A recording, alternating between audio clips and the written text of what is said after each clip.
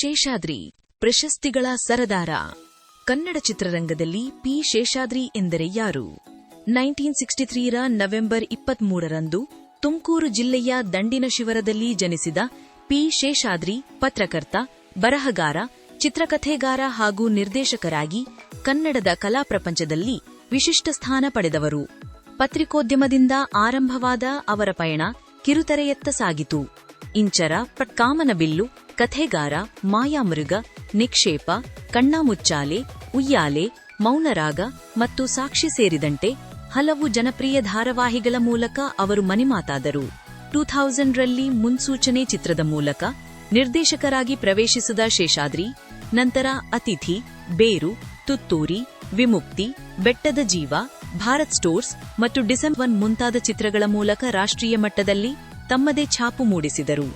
ಅವರ ಮೊದಲ 8 ಚಿತ್ರಗಳು ರಾಷ್ಟ್ರೀಯ ಚಲನಚಿತ್ರ ಪ್ರಶಸ್ತಿಗಳ ಗೌರವ ಪಡೆದಿರುವುದು ಭಾರತೀಯ ಚಿತ್ರರಂಗದಲ್ಲಿ ಅಪರೂಪದ ಸಾಧನೆ. ಈ ಚಿತ್ರಕ್ಕೆ ಅತ್ಯುತ್ತಮ ಕನ್ನಡ ಚಿತ್ರ ಹಾಗೂ ಅತ್ಯುತ್ತಮ ಚಿತ್ರಕಥೆಗಾಗಿ ರಾಷ್ಟ್ರೀಯ ಪ್ರಶಸ್ತಿ ದೊರೆಯಿತು. ಮೂಕಜ್ಜಿಯ ಕನಸುಗಳು ಮತ್ತು ಮೋಹನದಾಸ್ ಸೇರಿದಂತೆ ಅವರ ಚಿತ್ರಗಳಲ್ಲಿ ಸಾಮಾಜಿಕ ಕಾಳಜಿ ಮತ್ತು ಮಾನವೀಯ ಸ್ಪಂದನೆ ಪ್ರಮುಖವಾಗಿ ಕಾಣಿಸುತ್ತದೆ. ಕನ್ನಡ ಚಿತ್ರರಂಗಕ್ಕೆ ನೀಡಿದ ಕೊಡುಗೆಗಾಗಿ ಪುಟ್ಟಣ್ಣ ಕಣಗಾಲ್ ಪ್ರಶಸ್ತಿ ಸೇರಿದಂತೆ ಹಲವು ಗೌರವಗಳು ಅವರಿಗೆ ಸಂದಿವೆ. ಇಷ್ಟು ವರ್ಷಗಳ ನಿಮ್ಮ ಸಿನಿ ಪಯಣದಲ್ಲಿ ತಾಂತ್ರಿಕ ವಿಭಾಗದಲ್ಲಿ ಅತ್ಯಂತ ಪ್ರತಿಷ್ಠಿತ ಹಾಗೂ ಅನುಭವಿ ಹಲವು ಪ್ರತಿಭೆಗಳೊಂದಿಗೆ ನೀವು ಕೆಲಸ ಮಾಡಿದ್ದೀರಿ. ಆದರೆ ಇಂದು ಅವರಲ್ಲಿ ಹಲವರು ಸಕ್ರಿಯವಾಗಿಲ್ಲ. ಹೀಗಾಗಿ ಹೊಸ ತಲೆಮಾರಿನ ತಾಂತ್ರಿಕ ತಂಡದೊಂದಿಗೆ ಕೆಲಸ ಮಾಡುವುದು ಅನಿವಾರ್ಯವಾಗಿದೆ. ನನಗೆ ಈ ಇಂಡಸ್ಟ್ರಿಯಲ್ಲಿ 35 ವರ್ಷದ ಅನುಭವ ಇದೆ ಚಲನಚಿತ್ರರಂಗದಲ್ಲಿ.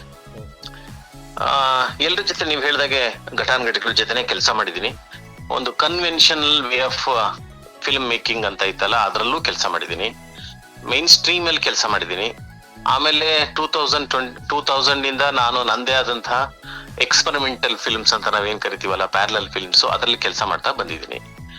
ಆಗ 2 ತರದ ಬದಲಾವಣೆಗಳನ್ನ ನನ್ನ ಕರಿಯರ್ ಅಲ್ಲಿ ನೋಡಿದ್ದೀನಿ. ಒಂದು, ಆರಂಭದಲ್ಲಿ ಏನಿತ್ತು, ಸೆಲ್ಯುಲಾಯ್ಡ್ ಇತ್ತು. ಅವಾಗ ಸಿನಿಮಾ ಅನ್ನೋಂಥದ್ದು ಇದೆಯಲ್ಲ, ಅದು ಈಗ ಇರುವಷ್ಟು ಡೆಮೋಕ್ರಟೈಸ್ ಅನ್ನೋ ಪದ ಬಳಸ್ತೀನಿ, ಅದು ಆಗಿರ್ಲಿಲ್ಲ ಆಗ.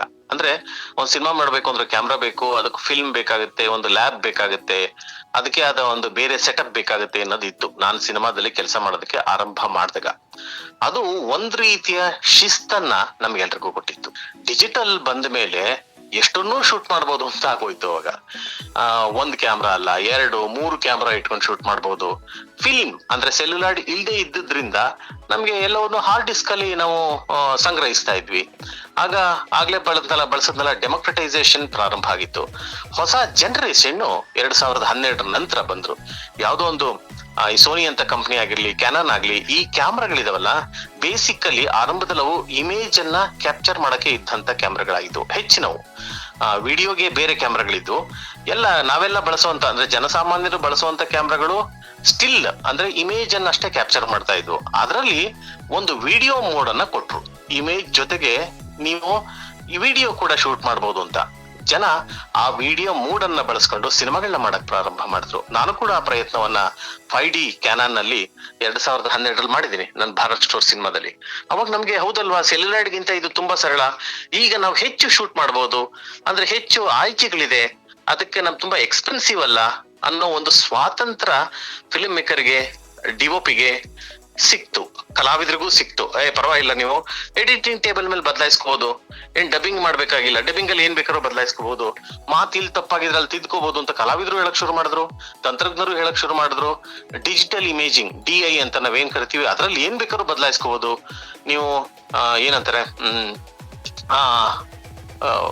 ಅವಾಗ ನಾವು ಫಿಲ್ಮ್ ಅಲ್ಲಿ ಇದ್ದಾಗ ಒಂದು ಎಫೆಕ್ಟ್ ಅಂತ ಹೇಳ್ತೀವಲ್ಲ, ಎಫೆಕ್ಟ್ ಮಾಡೋದಕ್ಕೆ ಬಹಳ ಕಷ್ಟ ಇತ್ತು. ಚೆನ್ನೈಗೆ ಹೋಗ್ಬೇಕಾಗಿತ್ತು, ತುಂಬಾ ಸ್ಕಿಲ್ ಇರುವಂತಹ ಟೆಕ್ನಿಷಿಯನ್ಸ್ ಅದ್ರ ಮಾಡ್ಬೇಕಾಯ್ತು. ಆದ್ರೆ ಇಲ್ಲಿ ಒಂದು ಡಿಸಾಲ್ವ್ ಅಥವಾ ಇನ್ನೇನೋ ಬೇರೆ ಒಂದು ಎಫೆಕ್ಟ್ ಡಿಜಿಟಲ್ ಬಂದ್ಮೇಲೆ ಸುಲಭ ಆಯ್ತು.